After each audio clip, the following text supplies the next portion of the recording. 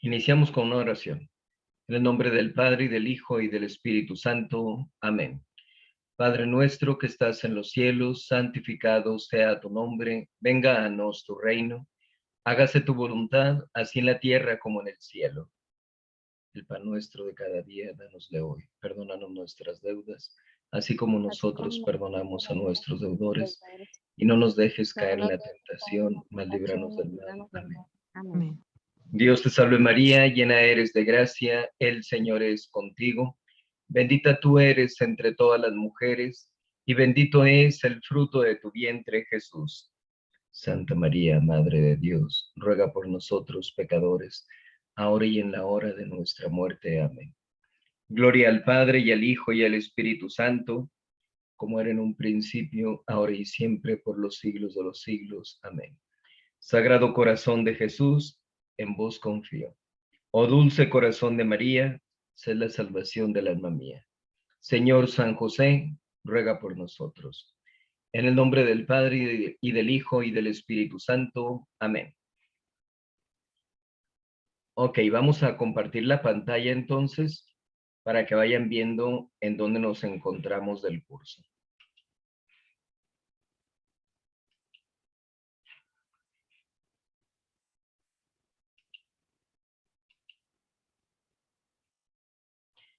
Bien, vamos a iniciar entonces ahora con lo que es la organización de la iglesia. Ya habíamos empezado la semana antepasada a hablar acerca de la iglesia. Vamos a entrar ahora en la organización. Vemos nosotros cómo en este apartado, aquí lo manejamos a través de este cuadro sinóptico. Vamos a ver cuatro cosas: la verdadera sociedad, el Papa, los obispos y los súbditos o miembros de la iglesia. Entonces, es la forma en que se organiza la Iglesia Católica, es como está establecida en su jerarquía, en sus divisiones, etcétera. Entonces, en lo que se refiere a que la Iglesia es una verdadera sociedad, vamos a ver cómo está constituida de tal modo de que tiene una autoridad y tiene a sus súbditos, ¿verdad? Que están dentro de esta sociedad. Y hay una doble jerarquía que es de orden y de jurisdicción. Aquí es en donde en ocasiones llega a tenerse un poquito de dificultad para poder determinar a qué nos estamos refiriendo, porque nosotros vemos a ciertas personas que tienen cargos distintos dentro de la iglesia y muchas veces confundimos una cuestión de orden con una cuestión de jerarquía o de jurisdicción. Entonces, para que podamos determinar bien todo eso. Hablamos de que la Iglesia Católica es una sociedad independiente del Estado. Decía nuestro Señor Jesucristo: dad a Dios lo que es de Dios y al César lo que es del César. Entonces, se hace esa distinción y nosotros debemos tomarla en cuenta y tenemos que hablar sobre cómo se da esa distinción entre la Iglesia y el Estado y cuáles son entonces nuestras responsabilidades en ambas cosas. Hablamos acerca del Papa porque es una forma monárquica la que tiene la Iglesia Católica y nuestro Señor Jesucristo en la persona de San Pedro le dijo: tú eres Pedro y sobre esta piedra edificaré mi iglesia. Entonces, él es el Papa, el sucesor de San Pedro, el vicario o representante de nuestro Señor Jesucristo. Vamos a ver por qué los protestantes no aceptan el pontificado y vemos las cualidades o características que debe tener el sumo pontífice y así también vemos las cosas que proceden del pontificado o cómo está apoyado el pontificado por las congregaciones, por los tribunales y los deberes que se tienen para con ello, ¿verdad? Entonces, hablamos de los obispos para que podamos ver también eh, cómo se constituye cada obispo de manera particular y en conjunto también qué es lo que pasa con los obispos, que no deben andar cada quien por su lado simplemente, tienen que sin abocarse a cuidar de su diócesis, de su feligresía, pero en muchos aspectos van a tener que estar unidos y es de lo que vamos a ver en esta ocasión. También, pues obviamente vamos a hablar acerca de los súbditos o miembros de la Iglesia Católica, que son los fieles, para que podamos determinar quién sí es fiel y quién no es fiel de la Iglesia Católica. Entonces, viendo ya de manera general este cuadro, pues vamos a entrar en materia.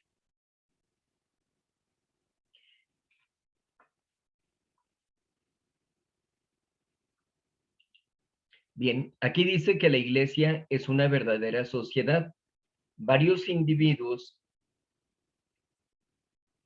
que las integran, el fin y medios de acción que los unen y la autoridad que los dirija. Entonces decimos, tiene la Iglesia Católica todo lo que la constituye como una verdadera sociedad. Entonces, podemos nosotros hacer el comparativo con cualquier otro tipo de sociedad, de agrupación, y nos damos cuenta cuáles son los elementos, pues tiene esos individuos, esas personas que integran esa sociedad. Hay un fin, en este caso podemos decir, pues obviamente el fin de la Iglesia Católica es que todos nos dirijamos a alcanzar nuestra salvación eterna. Y los medios, pues vemos los sacramentos, vemos indulgencias, vemos todo lo que es las gracias que se nos otorgan, etcétera, para que podamos alcanzar ese fin. Y tenemos la autoridad o autoridades, hay una jerarquía que está establecida dentro de la Iglesia Católica para que de esa manera nosotros podamos seguir esos lineamientos que se nos dan a través de ellos para, como decíamos, alcanzar el fin para el cual estamos dentro de esta sociedad.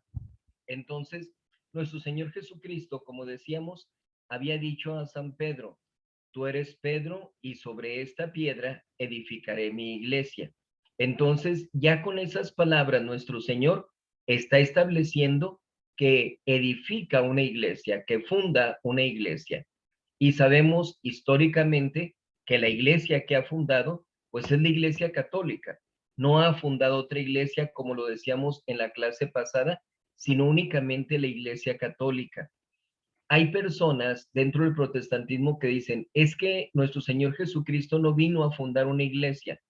Pues no fue ciertamente el fin principal, pero sí funda una iglesia y eso no lo pueden desconocer, ni lo pueden estar encubriendo, ni pueden estar cayendo en engaños, ni para ellos, ni para la demás gente. Sí fundó una iglesia nuestro Señor Jesucristo, dejó esa sociedad para que nosotros a través de ella podamos alcanzar nuestra salvación eterna. Porque muchas veces nos encontramos con que esa es la postura o teoría de parte de los protestantes. No, Jesucristo vino a mostrarnos el camino para alcanzar la salvación. No necesitas de la religión para salvarte. Perdón, pero no es así. Sí se necesita de la religión para poder salvarse, porque es en la religión católica donde nos ha dejado todos los elementos que nos ayudan para alcanzar esa salvación. Si no tenemos sacramentos, si no tenemos oración, si no tenemos todas las cosas que integran la Iglesia Católica, pues definitivamente va a ser imposible que se pueda alcanzar la salvación eterna. Entonces, si queremos alcanzar ese fin, tiene que ser dentro de la Iglesia Católica para poder salvarnos. Tenemos todos los medios y tenemos, como decimos, las autoridades dentro de la Iglesia Católica. Hablamos entonces acerca de la autoridad y los súbditos. La autoridad en la iglesia la formaban los apóstoles bajo la dirección de San Pedro. Así lo dejó en principio nuestro Señor. Tú eres Pedro y sobre esta piedra edificaré mi iglesia. Vemos, por ejemplo, en las Sagradas Escrituras cómo San Pablo va a hablar en una ocasión con San Pedro sobre una situación que se presentaba en la iglesia. ¿Por qué? ¿Por qué no se puso a definir él lo que tenía con la gente que estaba convirtiendo el paganismo, los gentiles, como lo dice las Sagradas Escrituras? ¿Por qué no define él ese tipo de cosas? Porque se necesitaba acudir a San Pedro.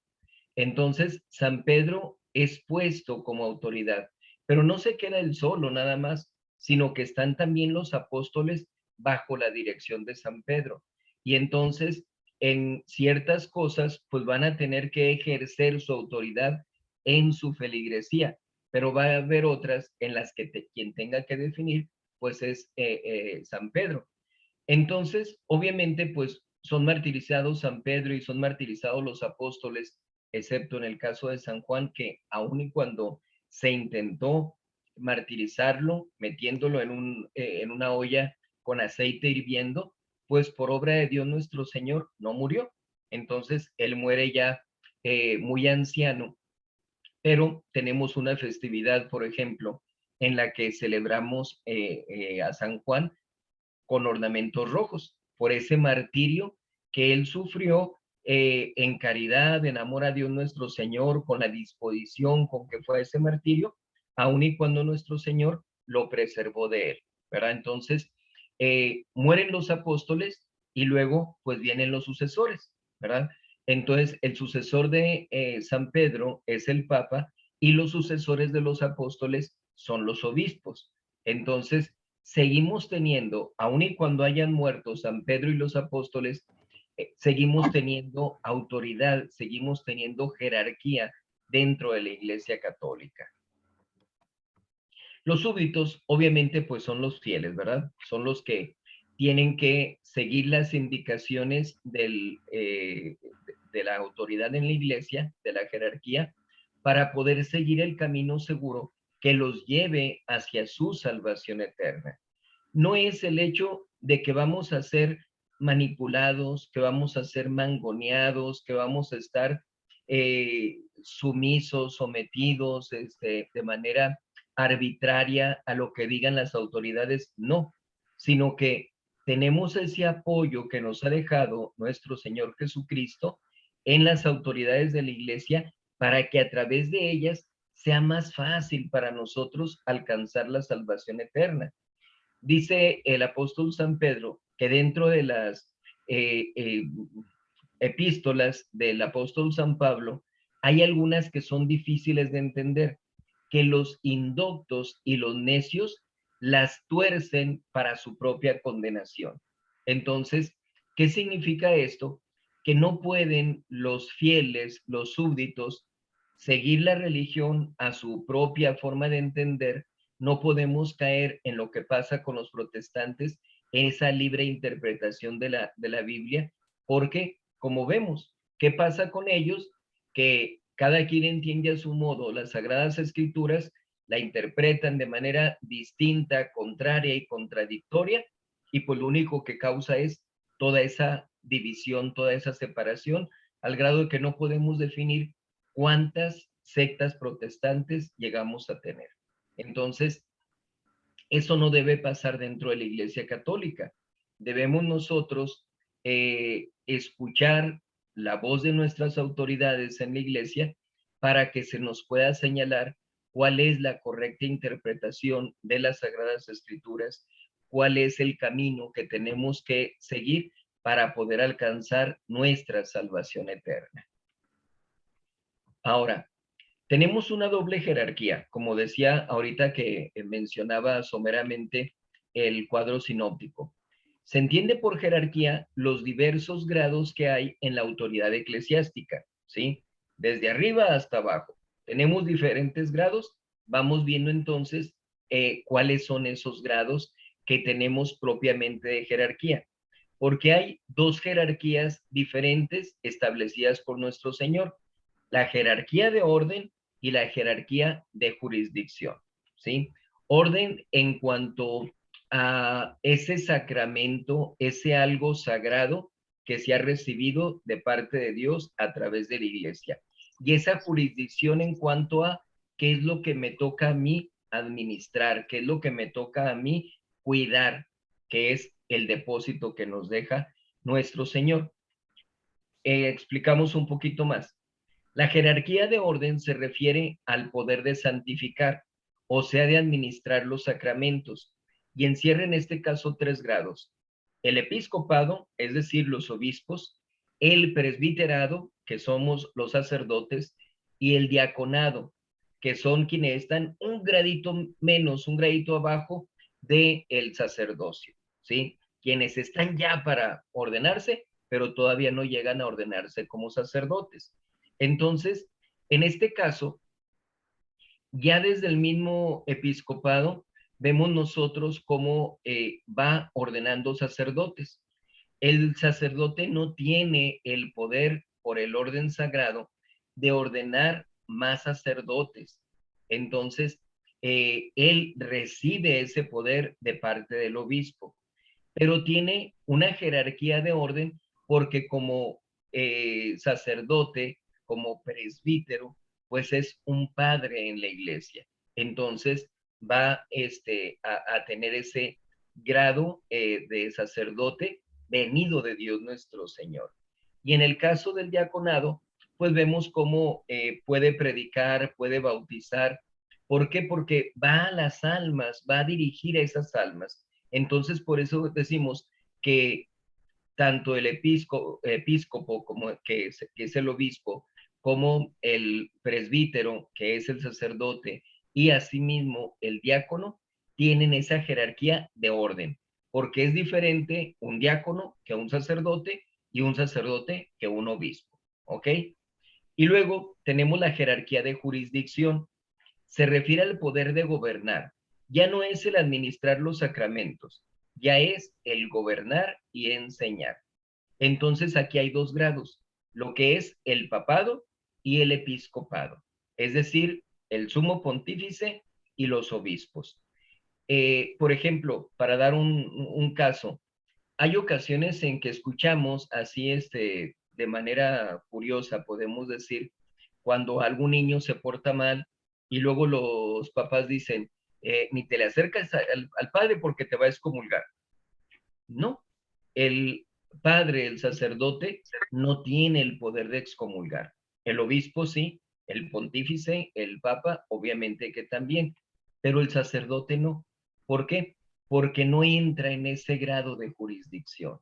La jurisdicción que recibe el sacerdote es delegada para atender una parroquia, para atender algo en particular, pero lo recibe de parte del obispo. Si es algo delegado, no por el grado que ostente. En el caso, decíamos, de la diferencia entre la iglesia y el Estado, sí tenemos que señalar, el Estado pues va a tener a su cargo no solamente católicos, protestantes, judíos, hindúes, etcétera, todos los que quieran, pueden estar dentro de un mismo Estado y tiene que gobernar para todos. En cambio, en el caso de la Iglesia Católica, pues tiene que gobernar sobre sus súbditos, que son únicamente los católicos. Y obviamente, en el caso de la Iglesia Católica, pues prácticamente nos vamos a la dirección de las almas, dirigirlas hacia su salvación eterna, que muchas veces pues tienen que ponerse ciertas leyes, que tienen que prohibirse ciertas cosas con la intención de que no se desvíen, que no se confundan, que puedan seguir el camino correcto que los lleve a su salvación eterna. Pero el Estado no busca la salvación. El Estado busca administrar correctamente los bienes que tiene para poder regir a la sociedad, para que haya armonía, para que se eviten delitos, etcétera. Entonces, son dos cosas diferentes. Pero obviamente hay una unión que se da en cuanto a que, eh, por decir algo, una cuestión de reglamento de tránsito, pues lo mismo el católico que el protestante, que el judío, va a tener que someterse a esas leyes de Estado. Pero en el momento en que el Estado emane una ley que vaya en contra de lo establecido por Dios, definitivamente el católico pues va a tener que separarse de esa ley, no va a estar obligado a cumplir con ella y muy al contrario, pudiéramos decir que va a estar obligado a no cumplirla, ¿verdad? No solamente tienes el permiso de no cumplirla, sino puede ser que se tenga la obligación de no cumplirla, ¿sí?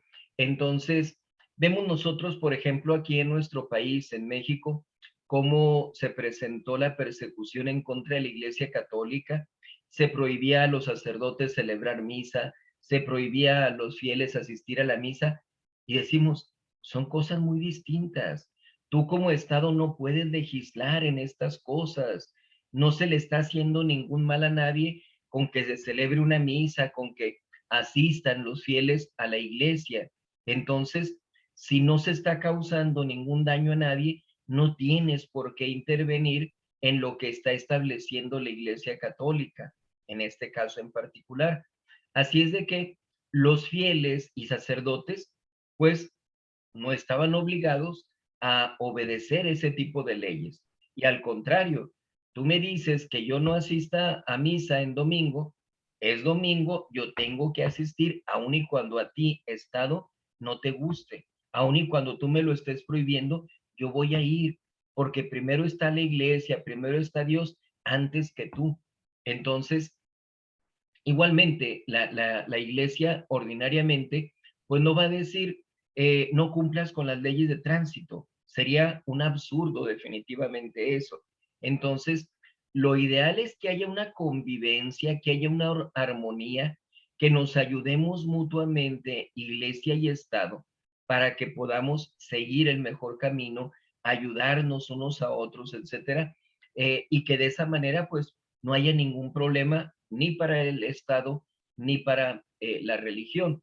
Entonces decimos, hay una separación entre esto es lo que yo tengo que cumplir como pues una persona, como un ciudadano, vamos a decir, y esto es lo que tengo yo que cumplir como fiel de la Iglesia Católica. Entonces, hay una distinción, pero obviamente cuando entren en pugna la iglesia con el Estado, tenemos que obedecer la ley de Dios nuestro Señor, que está por encima de todo. Entonces, eso nos tiene que quedar muy claro porque si el Estado, como decíamos, nos manda no asistir a misa, nos manda no confesarnos, nos manda eh, estar denunciando a los sacerdotes cuando los veamos, etcétera, pues obviamente no lo podemos hacer.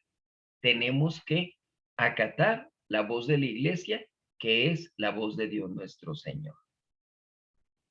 Bien, nos referimos entonces al Papa. ¿Por qué el Papa? Porque la forma de la Iglesia Católica es una forma monárquica, no es un gobierno democrático el que tenemos de que vamos a juntarnos todos y vamos a definir qué es lo que hacemos. ¿Ustedes quieren que haya matrimonios entre homosexuales? Sí, ok, vamos a poner matrimonios entre homosexuales. ¿Ustedes quieren que legalicemos el aborto y métodos anticonceptivos? Sí, sí, ok, lo vamos a hacer. No, imagínense el caos, imagínense el desorden que habría en esas condiciones. Se requiere de que haya una directriz. Por eso, como lo vamos a ver, pues Dios nuestro Señor deja un poder especial al Papa para que no se presente ese desorden. Y lo vemos a lo largo de la historia de la Iglesia, qué es lo que pasa cuando no hay papa, cuando se tienen varios, entre comillas, papas, que podemos hablar de antipapas o papas inválidos, ilegítimos, etcétera. Bueno, hay un desorden, hay un problemón en ese caso, porque no se sabe exactamente qué camino seguir en ciertos aspectos. Entonces, por eso nuestro Señor deja establecido dentro de la iglesia que haya una monarquía. Y en esa monarquía, el monarca, pues es el sumo pontífice. El pontífice es el vicario de Cristo.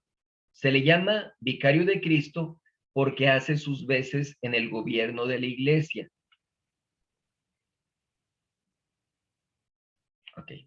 Eh, Decimos eso, el vicario significa un representante. Entonces, el Papa es el representante de nuestro Señor Jesucristo. Al Papa se le llama sumo pontífice. Sumo porque es el más alto, el más grande. Y pontífice, curiosamente, viene del griego que significa el que construye puentes. Entonces, tiene que ser el que construya los puentes, el que ponga los medios para que todos nos dirijamos a alcanzar nuestra salvación eterna, que como habíamos comentado, pues es realmente el fin que tenemos dentro de la Iglesia Católica, que alcancemos esa salvación. Por eso se le llama sumo pontífice.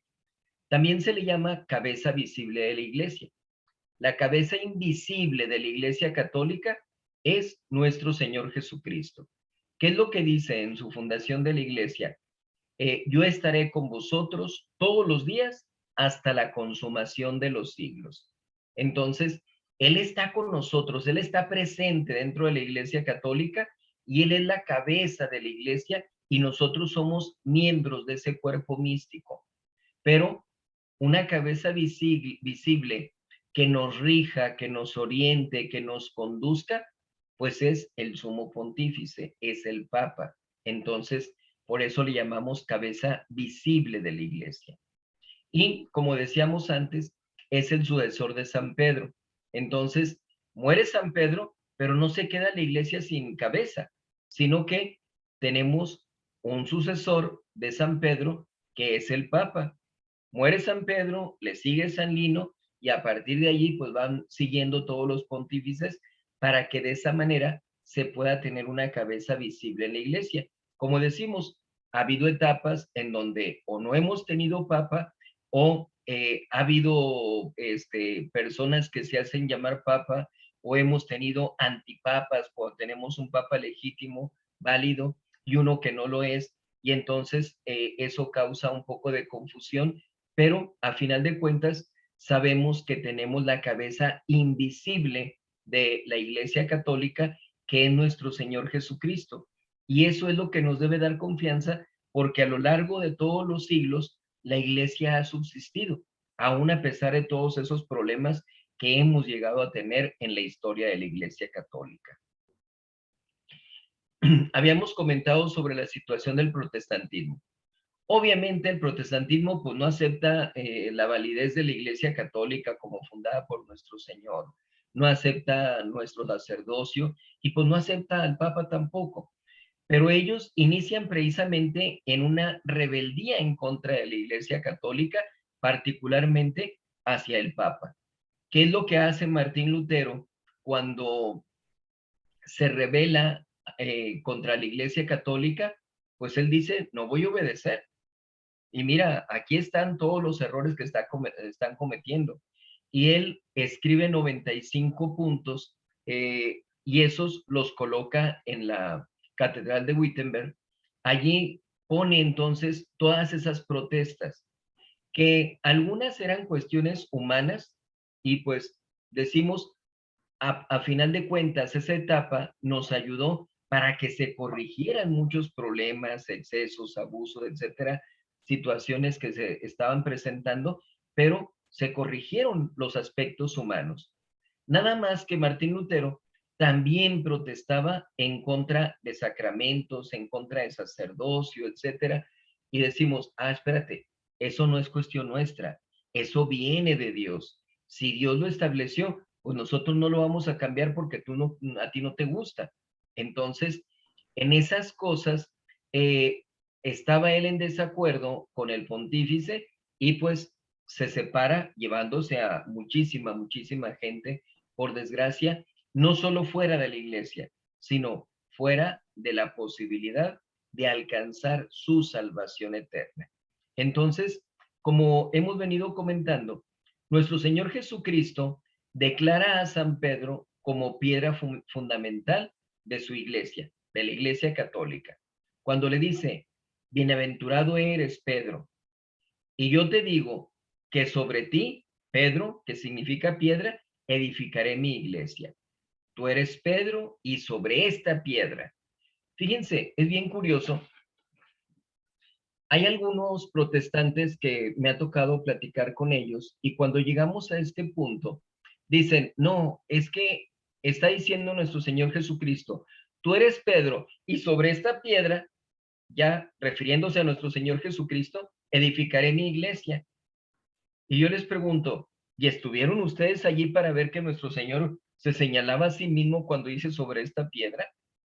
No, no tiene ningún argumento para poder decir eso. No lo pueden aseverar. Pero más todavía, si, como sabemos, en el caso de San Pedro, su nombre era Simón, y se lo cambia Dios nuestro Señor por el nombre de Pedro. Ahora, más todavía, en el arameo, Pedro y piedra se escriben exactamente igual, Cefas. Entonces, al momento de decirle, tú eres Pedro, le dice, tú eres Cefas. Y sobre esta Cefas edificaré mi iglesia. Hay una unión entre el nombre del apóstol y lo que es la iglesia católica. Entonces, por eso viendo todo el contexto, viendo la situación histórica, viendo el mensaje que le dirige nuestro Señor a San Pedro, pues tienen que admitir que se refiere al apóstol San Pedro. Tú eres Pedro, ya no Simón, tú eres Pedro, y sobre esta piedra edificaré mi iglesia. Entonces San Pedro es la piedra sobre la cual se edifica la iglesia católica. Dice, edificaré mi iglesia y las puertas del infierno no prevalecerán contra ella.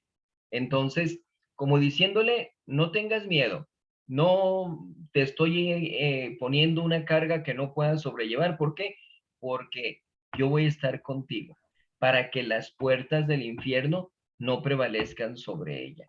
Y si leemos nosotros sobre la historia de la iglesia, nos vamos a dar clara cuenta de que ha habido problemas gravísimos en la iglesia católica, que así como ha habido etapas en las que ha estado muy arriba la iglesia católica, que todo es teocéntrico, todo gira en torno a Dios nuestro Señor, también desgraciadamente hemos tenido etapas muy bajas, donde la iglesia es tristemente una vergüenza para los demás. ¿Por qué?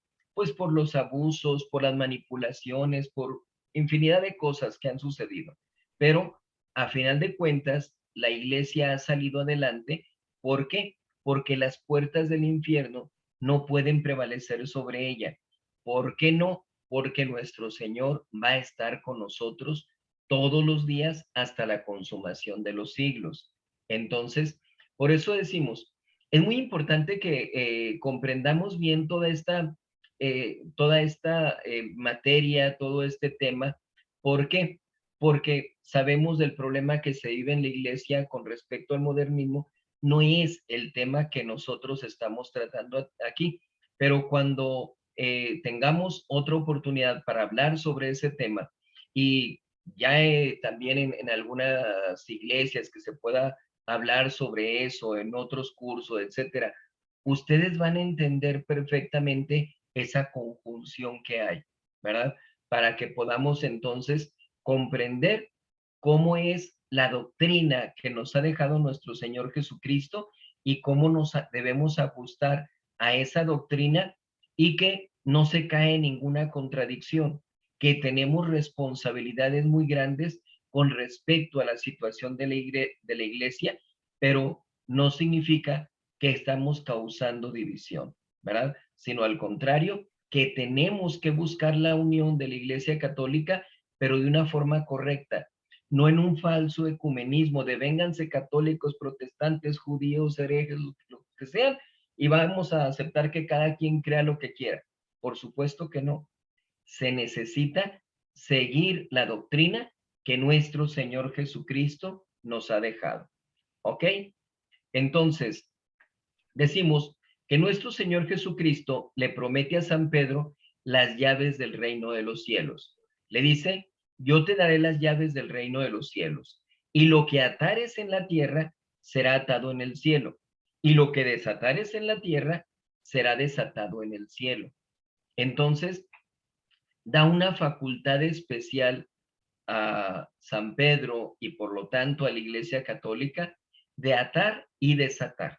Entonces, si ustedes hablan con protestantes, se van a dar cuenta de que no pueden interpretar ese pasaje. A ver, ¿a qué se refiere con esto? ¿Cómo es el atar y desatar?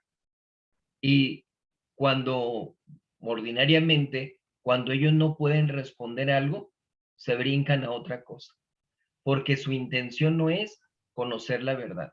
Su intención es dejar la espinita clavada, dejar la incertidumbre, causar el prejuicio en contra de la iglesia, etcétera.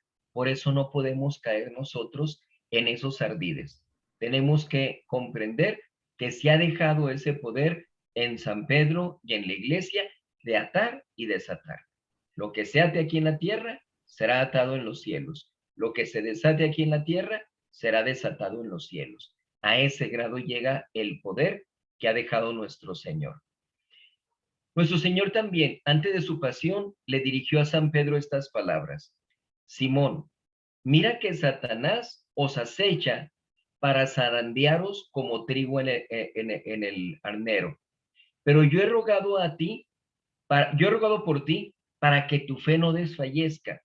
Y tú, una vez convertido, confirma en ella a tus hermanos. Entonces, ahorita vamos a hablar acerca de la infalibilidad pontificia y es precisamente a esto a lo que se refiere nuestro Señor Jesucristo. Obviamente el demonio está acechando la Iglesia Católica, está queriendo causar daño para que los fieles de la Iglesia no alcancen la salvación eterna. Pero tenemos la confianza de que nuestro Señor ha rogado por San Pedro para que su fe no desfallezca. Pero no se queda nada más en él, sino una vez confirmado, confirma a tus hermanos. Es decir, ayúdalos, dirígelos, sosténlos para que puedan seguir el camino indicado, ¿verdad? Entonces, aquí en este caso vemos cómo nuestro Señor Jesucristo es muy dulce, es muy protector y es muy firme, muy seguro en lo que está diciendo a San Pedro. Le está dando un consuelo y le está dando una potestad. En cuarto lugar, vemos que antes de subir al cielo, nuestro Señor Jesucristo en 3 ocasiones le pregunta a San Pedro, como una forma también de que pudiera él reparar aquella triple negación. Ahora le pregunta, Simón, ¿me amas? Simón, ¿me amas más que los demás? Refiriéndose a los demás apóstoles. Y en las 3 ocasiones, San Pedro dice, Señor, sí, tú sabes que te amo. Señor, tú lo sabes todo, tú sabes todo lo que yo te amo. Y nuestro Señor le decía, apacienta mis corderos, apacienta mis ovejas. Entonces, le da esa facultad de apacentar esa grey, de pastorear ese rebaño. Así es de que a través de todos estos pasajes, estas citas dentro de las Sagradas Escrituras, pues basta señalarlo eso con los protestantes para que se den cuenta cómo no tienen ningún argumento, cómo salen con respuestas absurdas, tontas, que es muy fácil de rebatir si tenemos este conocimiento. Si nosotros nos abocamos a estudiar correctamente esta parte para que veamos cómo nuestro Señor deja esas facultades en la iglesia y particularmente en el caso de San Pedro. ¿Cuáles son los poderes y prerrogativas que se tienen? En primer lugar, hay un primado supremo. Si hablamos de primado, es primero. Entonces, no podemos decir es un primero segundo, un primero tercero, está en relación a los demás. No, es un primado supremo. Está por encima de todos los demás.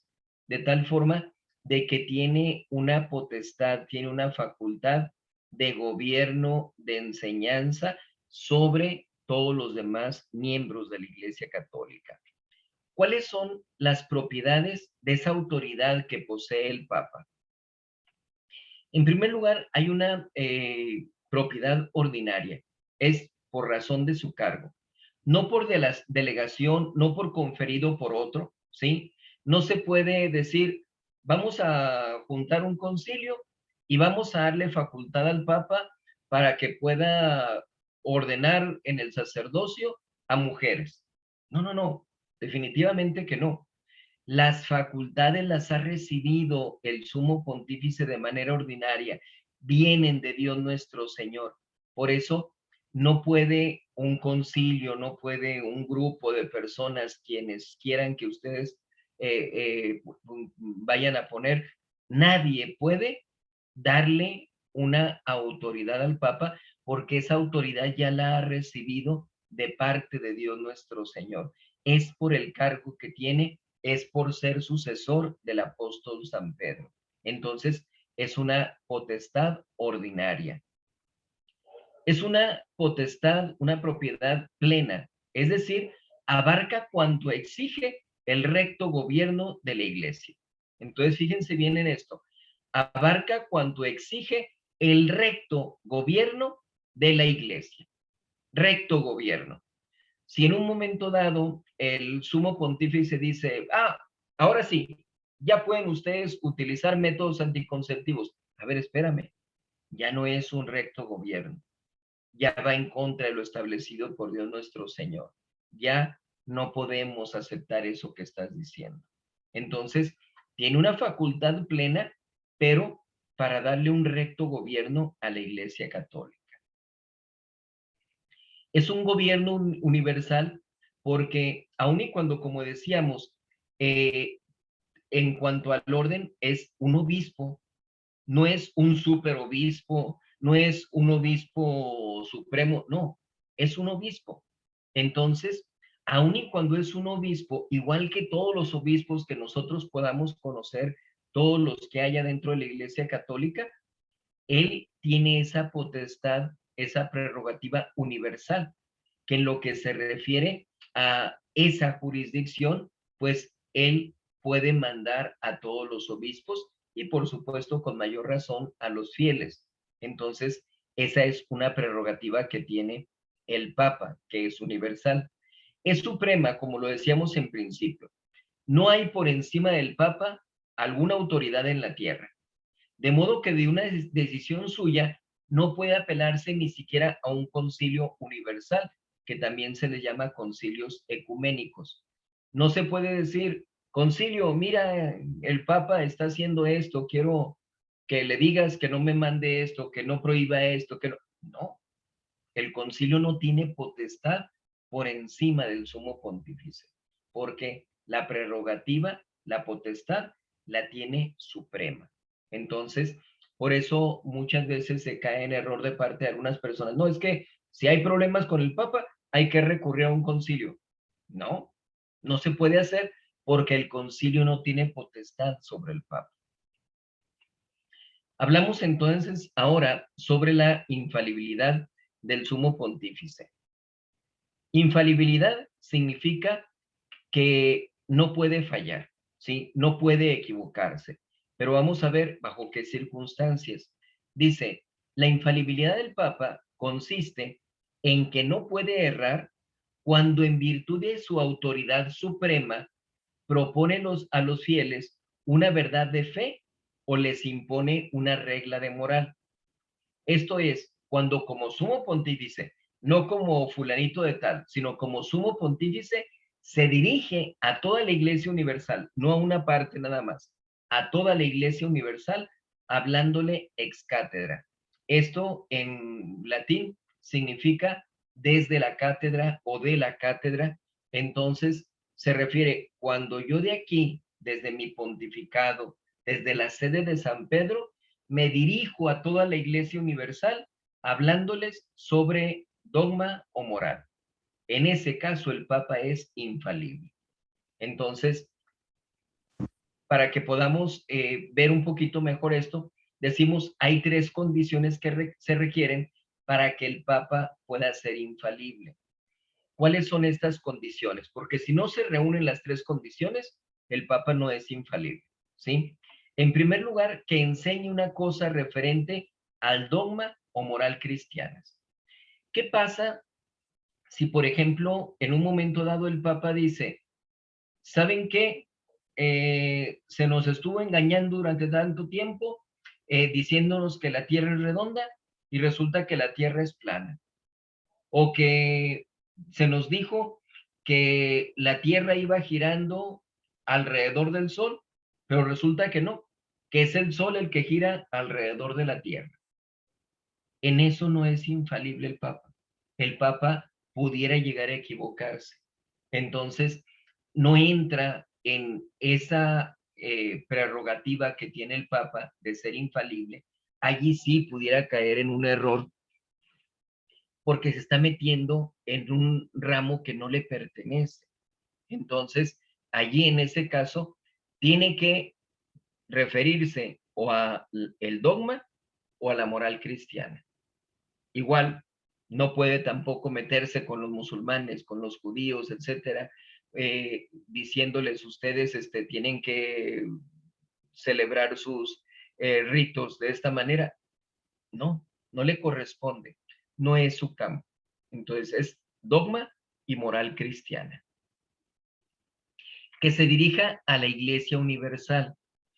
El sumo pontífice puede, y de hecho se han presentado muchos casos a lo largo de la historia de la Iglesia, donde el pontífice se dirige hacia la Iglesia de Alemania, la Iglesia de México, la Iglesia de alguna región, algún país en particular, por alguna situación especial por la que se atraviesa. Entonces, ¿saben qué? Ustedes tienen que hacer esto y esto y esto, corrijan estas cosas, etcétera. Y de esa manera ya el Papa está poniendo un orden donde es necesario. Pero lo que les diga a ellos no entra en la infalibilidad. Pudiera llegar a equivocarse. Vamos a suponer, ¿verdad? Poniéndonos en una postura hipotética, que hubiera mucha presión de parte de la iglesia, por decir algo, en Francia, ¿sí? Y que esa presión que se estuviera ejerciendo fuera para que se aceptara el homosexualismo en los matrimonios.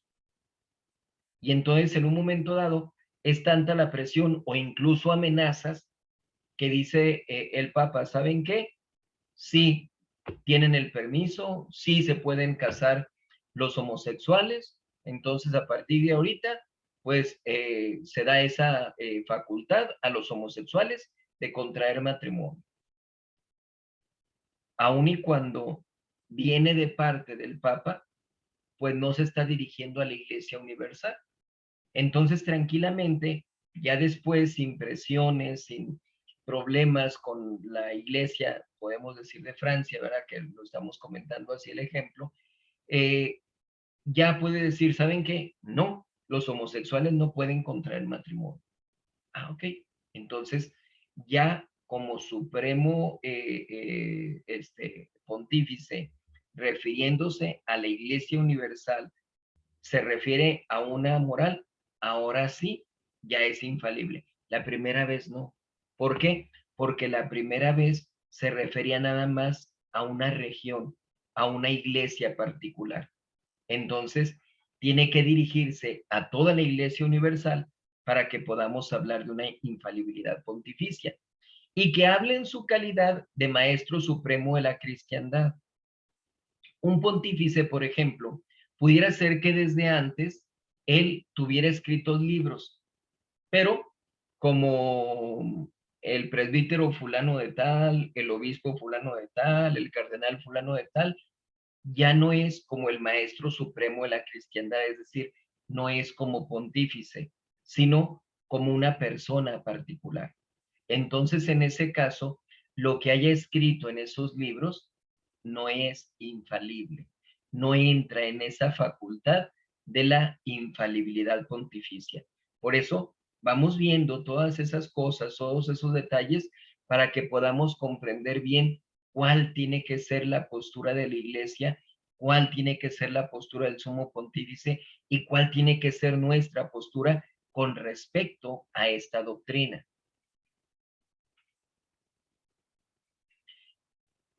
Como supremo pastor que es el Papa, tiene un triple poder.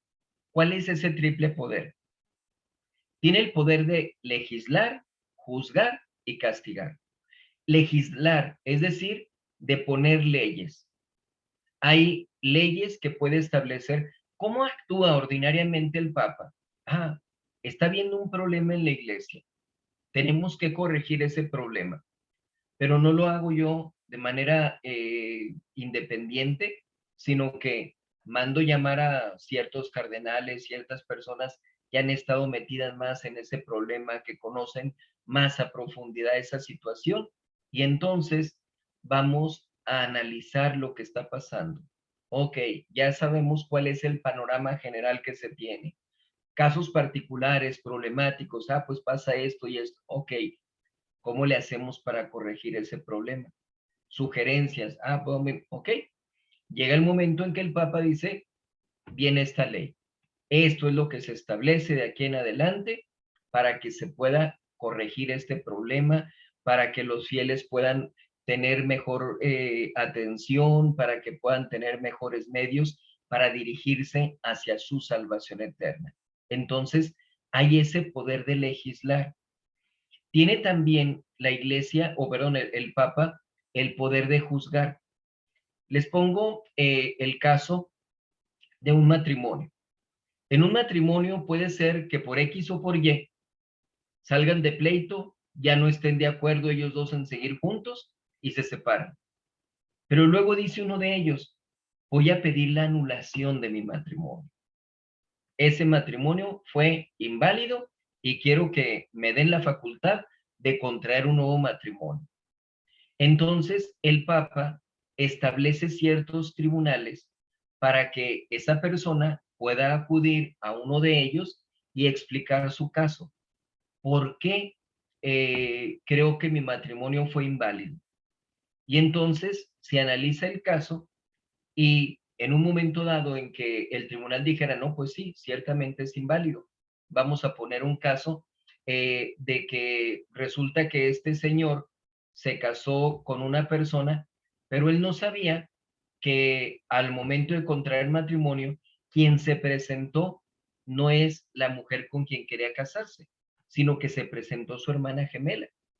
Y entonces, con la que se vino casando allí en la ceremonia en la iglesia, pues no era con la mujer que él quería, sino con otra persona distinta. Entonces, hay un error de persona. ¿Y qué es lo que hace el tribunal? No, pues sí es cierto.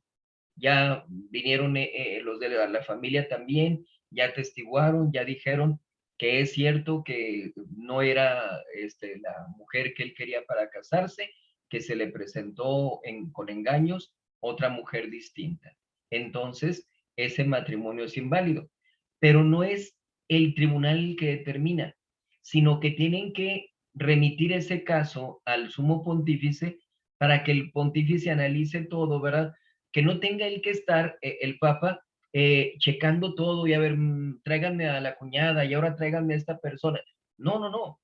Que todo eso lo haga el tribunal para que ya luego el Papa diga, de acuerdo, se anula ese matrimonio.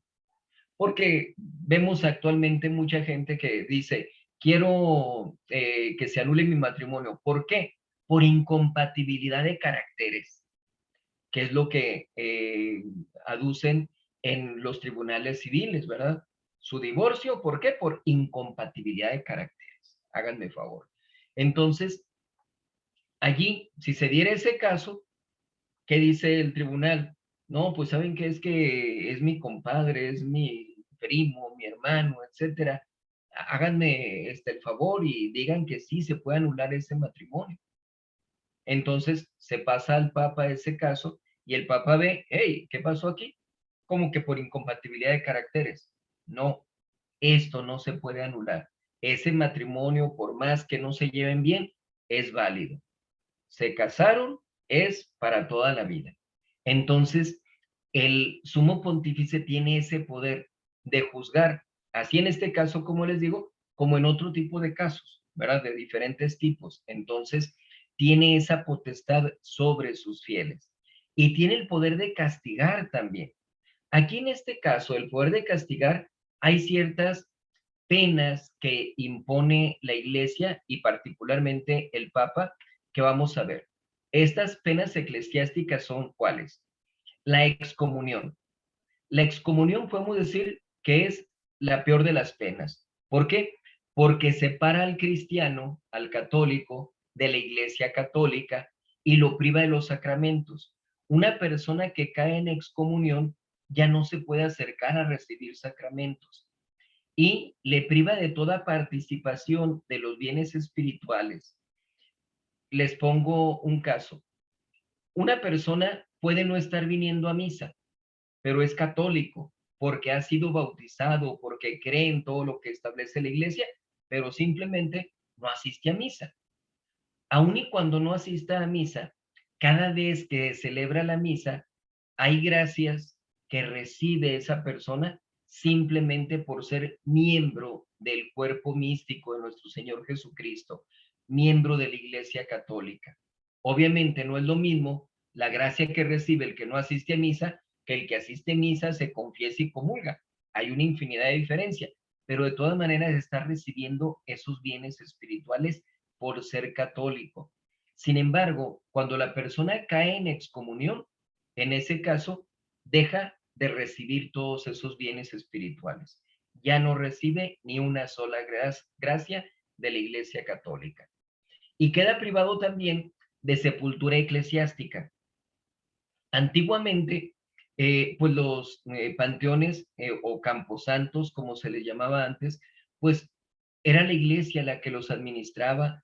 En las mismas iglesias antiguas ustedes pueden ver cómo hay un atrio enorme, ¿verdad?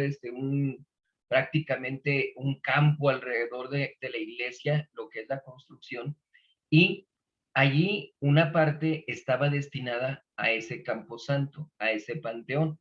Entonces, cuando una persona llegaba a caer en excomunión, pues, ¿qué es lo que pasa? Padre, traigo a mi compadre que él pertenecía a la masonería, estaba excomulgado, pero ya se murió. Queremos sepultarlo. Pues a ver dónde lo sepultas, ¿verdad? Pero aquí no, no tiene derecho a esa sepultura eclesiástica. Por diferentes razones, pues encontramos panteones por todas partes, ¿verdad? Entonces, ¿qué es lo que pasa actualmente? Que ante una situación de excomunión, la iglesia lo que determina es, no puedes ir a bendecir esa sepultura, porque esta persona no tiene derecho a la sepultura eclesiástica. No que no lo sepulten, sino que no puede bendecirse su sepultura. Entonces, eh, tenemos que tomar en consideración eso porque son las penas que se reciben ante diferentes tipos de delitos.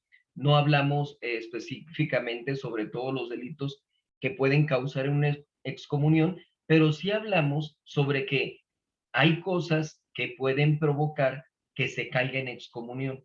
Una excomunión que puede ser establecida por la iglesia hacia una persona en particular o que la excomunión se llama ipso facto, es decir, por el mismo hecho. Les pongo un ejemplo. Hubo un tiempo en que pues las feministas andaban muy alborotadas porque había una jovencita que había sido violada y que querían ellas que se le diera la facultad para poder abortar. Entonces, hicieron un meeting, se pusieron enfrente de diferentes iglesias, etcétera, pidiendo que se le quitara la posibilidad de que ella cayera en excomunión por abortar, que se le diera el permiso para abortar y que no tuviera excomunión. Y es muy curioso porque dice, es que nadie tiene la facultad para hacer eso. ¿Por qué? Porque la excomunión es ipso facto. Abortas, caes en excomunión por el mismo hecho. No es que el obispo, el cardenal, el arzobispo establece que tú, si a pesar de haber sido violada, llegas a abortar, vas a caer en excomunión. No, por el mismo hecho. Ya por el hecho de abortar, por matar una criatura inocente, ya por eso se cae en la pena de excomunión. Entonces, cuando la persona cae en excomunión, decimos, se le priva de los sacramentos, no pueden ser padrinos, por ejemplo, en un bautismo, en una boda, y no reciben todos esos bienes espirituales, y aparte, no se les bendice su sepultura. Entonces, son de las penas que tenemos la excomunión. El entredicho. El entredicho prohíbe los oficios divinos y también la sepultura eclesiástica, ya sea a una persona en particular, que es el entredicho personal, o a todos los habitantes de un lugar, de una región, que es el entredicho local. Suponiendo que en una población X hubiera muchos pecados de blasfemia, que se estuviera eh, denigrando, insultando, haciendo mal uso del nombre de Dios nuestro Señor y que fuera algo muy generalizado. entonces el Papa puede decir, este pueblo cae en entredicho, ¿sí? Se le aplica esa pena. De aquí en adelante, retiramos a los sacerdotes, no van a tener misa, no van a tener confesión, no van a recibir ningún sacramento, ningún auxilio espiritual. ¿Quieren algo? Váyanse al otro pueblo. Pero este pueblo está en entredicho por esa actitud que tomaron. Entonces, decimos, la facultad que tiene el Papa de castigar a esa región por ese problema que se presentó. Tenemos también la suspensión que priva a un eclesiástico del ejercicio de su orden. Un eclesiástico, clérigo, puede incurrir en ciertas faltas que lo hagan caer en una suspensión. Y entonces, pues ya no va a poder ejercer el orden que tiene, ya no va a poder recibir ciertos privilegios por una falta determinada.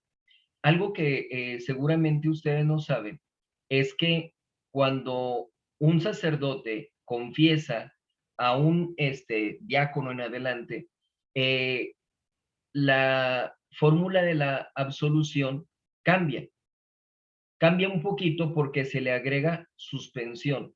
Al momento de dar la absolución, de dar el perdón de los pecados, no es solamente el perdón de los pecados, sino también estoy incluyendo la suspensión en la que pudiera haber incurrido la persona. Obviamente, si el sacerdote tiene la facultad para poder levantar esa suspensión, ¿verdad? Porque pudiera ser que hubiera hecho una cosa muy grave, por ejemplo, si llega a violar el sigilo sacramental, es decir, si llega a revelar lo que un penitente ha acusado dentro de la confesión, refiriéndose a sus pecados. Entonces, en ese caso, el sacerdote ya no podría ordinariamente quitarle esa pena de excomunión. Entonces, por eso decimos, el sacerdote tiene que tener la facultad y por eso incluye en la fórmula de la absolución la palabra suspensión. Si caíste en alguna suspensión, también te la quito por la absolución sacramental. Entonces, cuando se confiesa a cualquier otra persona, no a un eclesiástico, pues entonces se omite la palabra suspensión. Es una pequeña diferencia que tenemos allí. Tenemos también las congregaciones y tribunales romanos. ¿Qué pasa aquí? Obviamente, el Papa no puede estar solo en la dirección de toda la Iglesia Universal. Entonces necesita de esas congregaciones, de esos tribunales, de gente que le pueda ayudar para poder dirigir correctamente a la Iglesia Católica. Podemos ver dentro de las congregaciones que hay, en primer lugar, la del Santo Oficio. La congregación del Santo Oficio viene a ser prácticamente como la Santa Inquisición de antes. ¿De qué se trata? De velar por la integridad de la fe. Que si alguien se aparta de la fe, que si alguien va en contra de la fe de la Iglesia Católica, a ver, ¿qué está pasando ahí en particular? A ver, Giovanni Papini escribió este libro llamado El Diablo, pero resulta que aquí deja a Dios como un ser injusto porque no quiere perdonar al diablo. A ver, vamos viendo eso. ¿Sabes qué? Estás mal, Giovanni Papini, porque no es que Dios no quiera perdonar al diablo, es que el diablo no tiene arrepentimiento. Él entendió perfectamente las consecuencias de haberse revelado a Dios nuestro Señor y aún así tomó esa decisión de no obedecer a Dios. Y dicho sea de paso, hay una revelación que se hace a una religiosa, la cual abogaba por el perdón del demonio, donde el demonio le dice, prefiero ser el primero en el infierno que el segundo en el cielo. Nomás para que vean la rebeldía, la soberbia con la que él actuaba. No le hace que yo me esté condenando y sufriendo ahí en el infierno, pero soy el primero, ¿verdad?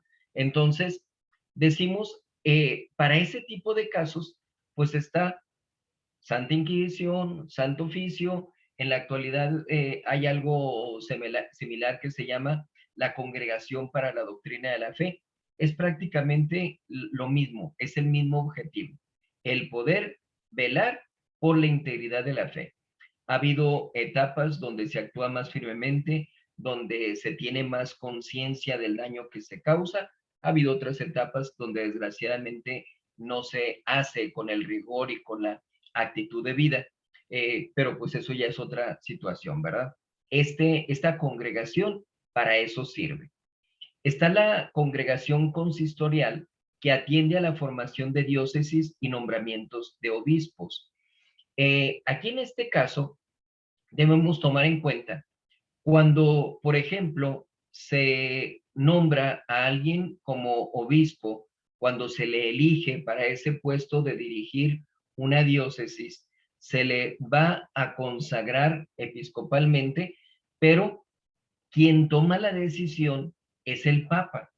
No es, a ver, todos los sacerdotes vamos a juntarnos y vamos a elegir a quién queremos que nos gobierne como obispo. No, no es así. A quien le corresponde es al Papa. Obviamente el Papa pues no puede conocer a cada sacerdote de todo el mundo. ¿Qué es lo que sucede? Que en una diócesis, vamos a suponer, se le dice al obispo que dirige esa diócesis, queremos abrir otra diócesis aparte, pero queremos que de sus sacerdotes salga el nuevo obispo para dirigir esa diócesis que se va a crear. ¿A quiénes propone usted? Y entonces el obispo envía 3 propuestas. Estos 3 sacerdotes, por estas razones, estas son sus cualidades, estos son los estudios que tienen, la espiritualidad, etcétera, etcétera. Aquí están los que considero más aptos para eso. Y entonces el sumo pontífice es el que determina a través de esta congregación consistorial, díganle que este es el sacerdote elegido para ser el nuevo obispo, para esa nueva diócesis. Entonces, así es como se maneja la formación de las diócesis y los nombramientos de obispos. Tenemos la congregación de la propagación de la fe. Es para la cuestión de las misiones. Vamos a abrir una misión en la India, vamos a abrir una misión en Japón, vamos a abrir una misión en China, viendo que pueda contar el grupo de misioneros con todo el apoyo necesario para que haya frutos en esa evangelización que van a hacer en la misión. Entonces, se analizan todas las cosas. Híjole, es que aquí está muy difícil porque nomás bajando del avión los van a matar. Mejor todavía no abrimos allí, ¿verdad? Nos esperamos un poquito a que cambien las condiciones. Tiene que analizarse todo eso y como decimos, pues a lo mejor si el Papa no está enterado de todos esos pormenores, pues no lo va a poder discernir correctamente y a definir lo que se tiene que hacer. Entonces, por eso se necesitan este tipo de congregaciones. La congregación de los sagrados ritos, pues vigila las ceremonias, ¿verdad? Cómo tienen que efectuarse, cuáles son los cambios que tiene que haber cuando una misa es rezada, cuando una misa es cantada, cuando una misa es solemne, cuando es con el pontífice, cuando es con un obispo. Todas esas cosas se definen a través de este Tribunal de los Sagrados Ritos, que ellos pueden tener esa encomienda. A ver, chequen bien esto y quiero que se hagan estas cosas, les dice el Papa. Ah, aquí está su santidad, esto es lo que hemos investigado, esto es lo que hemos visto y estos son los cambios que proponemos. A ver, analizamos esto, de acuerdo o no, vamos a corregirles esto que pusieron aquí. Esto no, todo lo demás sí. A final de cuentas, la última palabra tiene que ser de parte del Papa, ¿ok? Entre los tribunales tenemos la Secretaría de Estado, que es prácticamente como el representante del sumo pontífice, como quien está encargado de ejercer, vamos, como un prefecto de una escuela, ¿sí? El director no puede estar viendo en cada salón lo que está pasando. Tengo mi prefecto para que le esté dando las vueltas. Y entonces el secretario de Estado ejerce esa función, ¿verdad? Para que pueda tener al tanto al sumo pontífice de lo que pasa en todas partes. Entonces, Eso es en cuanto a las congregaciones y tribunales que tenemos. ¿Cuáles son los deberes que tenemos nosotros para con el Papa? En primer lugar, gran respeto y veneración, porque es el jefe supremo, porque como decimos, es el sucesor de San Pedro, entonces tenemos que tenerle ese respeto y veneración. Debemos tenerle un amor filial, es decir, un amor como hijos, porque es el padre para toda la Iglesia Católica. Entonces, mientras el, mientras el Papa esté mandándonos lo correcto para nuestra salvación eterna, pues nosotros debemos sentirnos agradecidos y corresponder con ese amor filial hacia Él. Él nos está dando la directriz adecuada. Perfecto, pues eso nos va a ayudar mucho a ir acrecentando ese amor filial. Y en tercer lugar, la obediencia como a maestro y guía. Si él me está poniendo los medios adecuados, las leyes, las herramientas suficientes para que alcance mi salvación, pues yo voy a obedecer. Obviamente, si quien quiera que fuera nos manda a hacer algo en contra de lo establecido por Dios, pues como decía, no solamente estoy facultado para desobedecer, sino estoy obligado a desobedecer. ¿Qué pasa si un papá le dice a su hijo, mira, los vecinos dejaron esas cosas ahí afuera de su casa, córrele, que no te vean y ven, ve y róbate eso y tráetelo para acá escondidas? Pues ese hijo no solamente está facultado para desobedecer, sino que está obligado a desobedecer. No puede obedecer lo que le está diciendo su papá, aun y cuando el cuarto mandamiento diga, honrarás a tu padre y a tu madre. Pero aquí nos referimos a cuando el Papa está haciendo lo correcto, cuando no va en contra de lo establecido por Dios nuestro Señor. Ahí entonces es cuando tenemos nosotros esa obediencia. ¿Cómo se da esa obediencia? Hay una doble obediencia. La sumisión de nuestro entendimiento a las verdades que enseña como maestro infalible de la fe. A ver, padre, a ver, iglesia, a ver, yo esto no lo entiendo. ¿Por qué hay tres personas distintas en la Santísima Trinidad? ¿Por qué yo tengo que creer eso?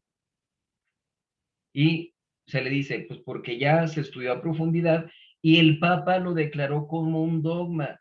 Entonces tenemos que obedecer aun y cuando no lo entendamos. Pero es que yo no lo entiendo, por eso no lo puedo obedecer. No, son dos cosas diferentes. No lo entiendes porque es un misterio, pero ya sabios, teólogos, doctores de la iglesia han estudiado a profundidad eso. Y entonces el Papa ha definido que eso es un dogma y tienes la obligación de creerlo. Entonces tienes que someter tu entendimiento a la definición dogmática que ha dado el Papa. Entonces, ¿por qué? Porque decimos, en ese caso, actúa como maestro infalible de la iglesia. Oiga, pero es que el Papa en tal lugar dijo, a ver, si es una cuestión que no te afecta, que no te lleva a cometer, allí no hay problema, ¿sí? Fue simplemente un comentario, una sugerencia, no está mandando, no está actuando como maestro infalible de la iglesia, ¿sí? Entonces, cuando hablamos de que está enseñando como maestro infalible de la iglesia, como decíamos antes, como sumo pontífice en dogma y moral, dirigiéndose a toda la iglesia universal, tenemos que someter nuestro entendimiento a todas esas verdades que provienen del sumo pontífice. Y en segundo lugar, o la segunda obediencia es la sumisión de nuestra voluntad a los preceptos que imponga como jefe supremo de la iglesia. Aquí es, pues es que yo no quiero ir a misa. Tienes que ir a misa, es un precepto, es algo que se manda incluso bajo pena de pecado mortal. Pero ¿por qué no nada más me pongo yo a obedecer a mis padres, a hacer caridad para con otras personas, a ayudar en lo que se necesite y así me exentan de asistir a misa? No, el precepto lo dice claramente y tu voluntad la tienes que disponer para obedecer lo que se ha establecido. Entonces, esos preceptos los tienes que cumplir porque Así se han definido, así se nos han dado esos preceptos. Entonces, esos son los deberes que tenemos. ¿Qué pasa con los obispos? Los obispos, decíamos, en particular, cada obispo. Los obispos son los legítimos sucesores de los apóstoles. Sin embargo, hay entre ellos dos diferencias principales. Los apóstoles tenían jurisdicción prácticamente sobre todo el mundo. A donde fueran, pues es San Juan, es San Pedro, San Pablo, San Mateo, San Marcos, eran los apóstoles, San Marcos era evangelista nada más, los apóstoles tenían esa jurisdicción, podían estar mandando donde fueran porque la intención era que se extendiera la Iglesia Católica. Entonces, ellos, por lo tanto, podían en cualquier lugar estar rigiendo. En cambio, en el caso de los obispos, tienen una diócesis determinada. Solamente en esa diócesis que se les ha confiado es donde ellos pueden mandar. No pueden irse de vacaciones a casa de su familia en otro país, en otra ciudad, y luego decir es que tienen que hacer esto y, espérame, aquí tenemos nuestro obispo. Usted mande en su propia diócesis. Aquí obedecemos al obispo que tenemos. Entonces, es una diferencia para con los apóstoles. Aquí decimos, el obispo va a mandar sobre sus súbditos dentro de la diócesis. La otra diferencia es que los obispos no sucedieron a los apóstoles en ciertos dones extraordinarios, como el don de los milagros y el don de lenguas. En cuanto a los milagros, ya hemos dicho con anterioridad, quien realiza los milagros es Dios. Pero a través de los apóstoles se dieron muchísimos milagros. Y nuestro Señor Jesucristo les dijo, y van a tomar veneno y no se van a morir, y los van a picar las serpientes y no les va a pasar nada. Eran facultades que Dios nuestro Señor les había otorgado. Pero me han tocado personas muy absurdas que dicen, no, pues es que si realmente ustedes son sacerdotes, ustedes tienen que tomar veneno y no morirse. Por favor, ¿verdad? No es algo que se haya recibido, que se haya heredado. Allí hay una diferencia, nos referimos a los obispos con respecto a los apóstoles. Y la otra situación del don de lenguas, que lo acabamos de ver en Pentecostés. El, el apóstol habla en arameo, que era su lengua, y resulta que toda la gente, independientemente de las nacionalidades, todos le entendían, todos comprendían lo que les estaba diciendo. Entonces, ese don de lenguas no se recibe.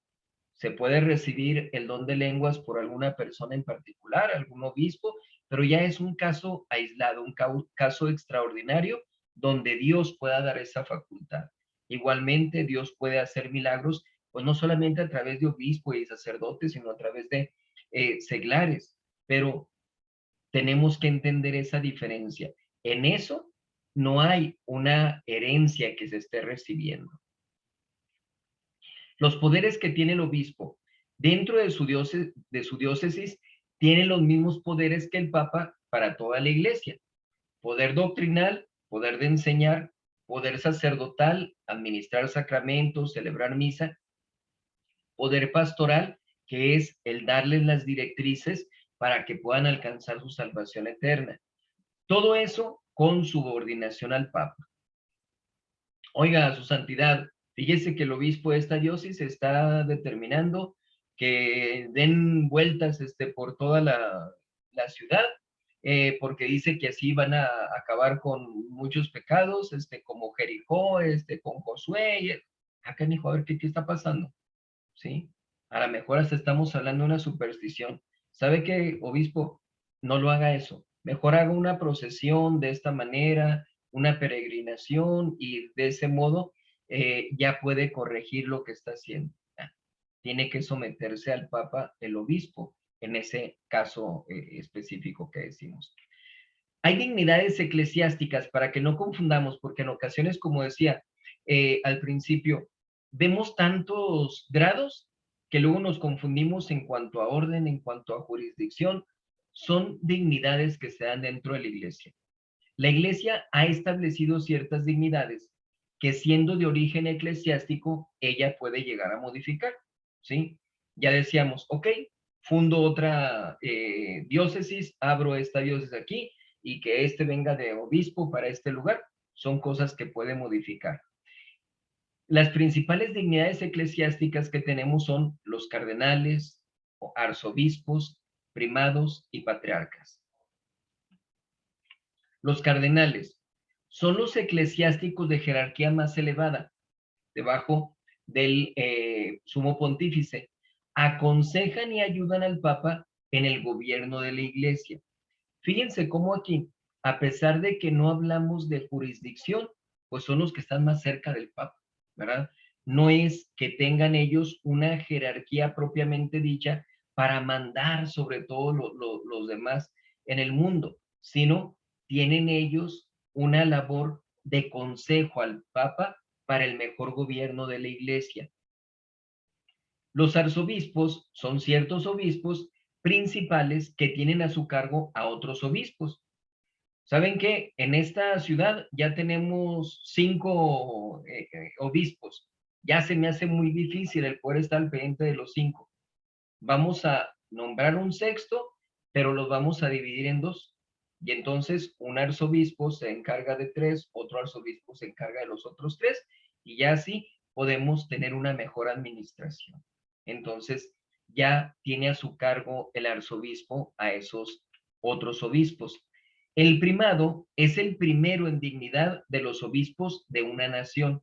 Por eso se le llama obispo primado o arzobispo primado. El primado toma en algunas regiones el nombre de patriarca, como es en el caso de las iglesias orientales.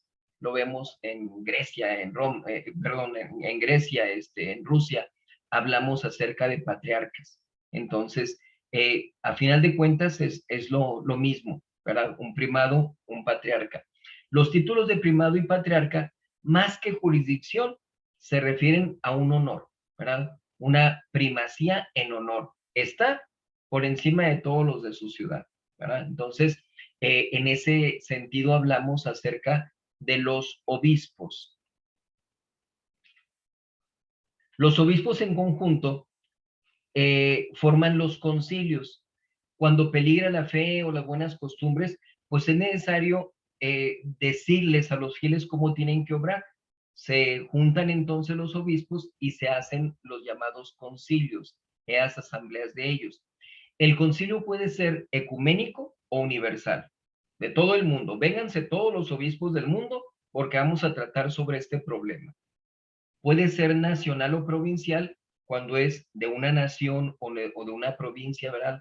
Todos los obispos de México, todos los obispos de Alemania, todos los de Estados Unidos, pero ya es nada más para tratar sobre cosas que se refieren a esa nación en particular. A veces se reúnen los de varias naciones que son unos concilios regionales. Vamos a agarrar Latinoamérica, vamos a agarrar Europa, vamos a agarrar ya un conjunto más grande de países. ¿Por qué? Porque el problema les atañe a todos, ¿verdad? Entonces ya son de los diferentes concilios. Los concilios ecuménicos, los concilios universales, no entender ecuménico en el sentido de acercar a otras religiones, no. Nos referimos a concilios ecuménicos que son universales. Los concilios más célebres son el de Nicea, donde se condena a Arrio, que Arrio negaba la divinidad de nuestro Señor Jesucristo. Se estudió a profundidad con todos los obispos del mundo y se definió. No, la doctrina es esta: Jesucristo verdaderamente es Dios, así es de que Arrio está condenado y lo excomulgamos, y todos los que lo sigan van a caer en excomunión, porque esta es la doctrina que todos los católicos tienen que aceptar. El Concilio de Trento, que surge comandado por San Ignacio Loyola a raíz del protestantismo. A ver, Martín Lutero dice esto y está atacando a la iglesia por estas cosas y mete estas cosas de doctrina. A ver, pues vamos a estudiar la doctrina. A ver, dice él que Jesucristo no está presente en la Eucaristía. Está loco. Aquí lo dice nuestro Señor Jesucristo claramente y hemos tenido milagros eucarísticos que demuestran esa presencia de Jesucristo en la Eucaristía. Entonces, definimos Concilio de Trento, todos los errores del protestantismo, condenamos, igual que se condenó a Arrio, y esta es la doctrina que tiene que sostenerse dentro de la Iglesia Católica. Y el Concilio Vaticano, que fue en 1869, promulgó la infalibilidad del Papa, ¿sí? ¿Qué es lo que pasa con el Papa? Que era lo que platicábamos antes, cuando como sumo pontífice se dirige a toda la Iglesia Universal en materia de dogma y moral. Ah, bueno, allí cae en infalibilidad. ¿Y qué pasa si el Papa llega a caer en herejía? Ah, bueno, aquí definimos también. Entonces, en el Concilio del Vaticano, ahí fue donde se habló acerca de toda esa doctrina. Los ayudantes del obispo en el cuidado de las almas, pues son los sacerdotes, particularmente los canónigos y los párrocos. ¿Quiénes son? Los canónigos son sacerdotes investidos de especial dignidad. Por lo regular son los sacerdotes más ancianos de la diócesis, que ayudan con el consejo al obispo en el gobierno de la diócesis. Y si vemos nosotros en una iglesia catedral, nos encontramos con que en el presbiterio por lo regular hay muchas sillas que son las sillas de los canónigos, perdón, que se dedican allí a estar cantando el oficio divino. Y los párrocos, pues son los sacerdotes, los padres nombrados por el obispo para administrar bajo su dependencia una parte de la diócesis llamada parroquia. Por eso ustedes pueden ver cómo una iglesia se llama la parroquia de Nuestra Señora de Lourdes, pero esta es la capilla de San Luis Gonzaga. Tienen un orden, tienen una jerarquía, por decirlo así. Entonces, el párroco va a estar en la parroquia de Nuestra Señora de Lourdes y él va a tener que estar al pendiente de el padre que está en la capilla de San Luis Gonzaga, etcétera. Así es como se va dando el orden dentro de la iglesia. Los súbditos. Para ser súbdito o miembro de la iglesia se requieren tres condiciones: ser bautizado, profesar la fe de Jesucristo y obedecer a los legítimos pastores. Vamos viendo esto. No son miembros de la iglesia, por lo tanto, los que no son bautizados, que son los infieles. Si una persona que no ha sido bautizada llega y dice, quiero que me confiese, pues perdóname, pero no te puedo confesar porque no eres miembro de la iglesia católica, ¿verdad? Primero te tienes que bautizar. En el caso de los herejes y apóstatas, por no profesar la fe de Jesucristo, pues no pueden llegar y decir, es que yo voy a ser el padrino de este niño que van a bautizar. No, no puedes ser padrino. Estás fuera de la iglesia católica por la herejía que profesaste, por renegar de la iglesia o por no obedecer al Papa en el caso de los cismáticos, ¿verdad? Cuando, como decíamos antes, llega uno a decir, es que yo no creo en esto, es que yo no acepto esto en la iglesia. Espérame, pero es que eso ya fue definido y el Papa lo declaró como un dogma. No, pues es que yo no estoy de acuerdo. Estás desobedeciendo.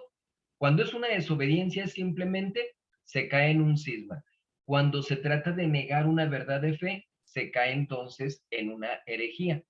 Y también el caso de los excomulgados, pues son las personas que están fuera de la iglesia. Los infieles son los que no han sido bautizados. Por ejemplo, los judíos, maometanos, idólatras, todos ellos pueden creer en un solo Dios, pero rechazan a nuestro Señor Jesucristo, rechazan a la iglesia. En el caso de los paganos, pues creen en varios dioses, pero en varios dioses, pues no son miembros de la iglesia católica. Los apóstatas son los bautizados que han renegado de su fe. Actualmente vemos libres pensadores, ¿verdad?, de nuestra época, que se dejan llevar por una soberbia. Es que yo leí en tal lugar y que la Biblia dice esto, y se apartan de la iglesia católica. Entonces caen en una apostasía. Los herejes, como decíamos, niegan un dogma. Yo no creo que Jesucristo haya resucitado. Ah, espérame, eso está ya definido. Entonces, los protestantes niegan muchos de esos dogmas. Los cismáticos son los que no niegan dogmas de fe, pero rehúsan obedecer al Papa. Por ejemplo, los cristianos que pertenecen a la iglesia rusa y a la griega, si ellos niegan la infalibilidad del Papa, caen en una herejía, ¿verdad? Pero si no niegan ningún dogma de la iglesia católica, pues se quedan nada más con ser cismáticos porque no lo obedecen. Entonces, tenemos que ver qué es lo que está pasando. Hay cosas que se desobedecen y se cae en un pecado por ser desobediencia. Hay otras ocasiones en que lo que se desobedece, podemos decir, pudiera ser una situación donde lo que se está mandando va en contra de la fe, va en contra de Dios nuestro Señor, pues estoy hasta obligado a desobedecer.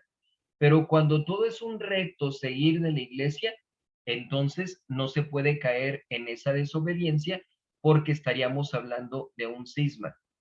Los excomulgados son aquellos a quienes la iglesia separa de su seno por haber incurrido en algún delito.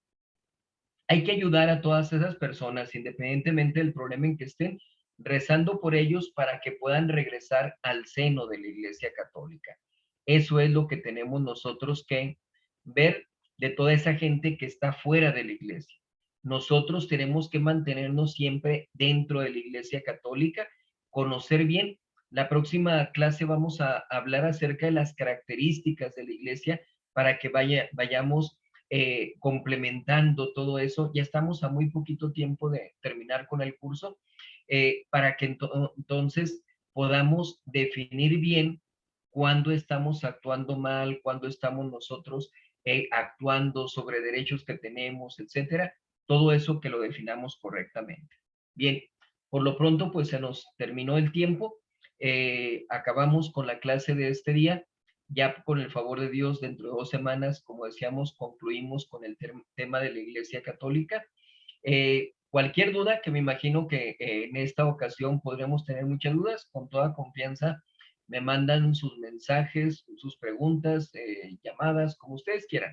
Pero la idea es que podamos comprender bien todo esto para que podamos asumir una correcta postura con respecto a la Iglesia Católica. ¿Ok? Entonces, vamos a terminar con una oración para concluir la clase de hoy. En el nombre del Padre, y del Hijo, y del Espíritu Santo. Amén. Dios te salve María, llena eres de gracia, el Señor es contigo. Bendita tú eres entre todas las mujeres, y bendito es el fruto de tu vientre, Jesús. Santa María, Madre de Dios, ruega por nosotros pecadores, ahora y en la hora de nuestra muerte. Amén. Gloria al Padre, y al Hijo, y al Espíritu Santo.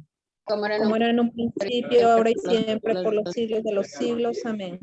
Ave María Purísima. Sin pecado original concebida. En el nombre del Padre, y del Hijo, y del Espíritu Santo. Amén. Amén. Que Dios les bendiga, cuídense mucho, que descansen. Y ya saben, preguntas, dudas, todo con toda confianza. Y nos vemos la próxima semana para el curso de espiritualidad y 2 semanas para el curso de religión. Que Dios les bendiga. Gracias, Padre. Gracias, Padre. Buenas noches. Buenas noches a todos. Buenas noches.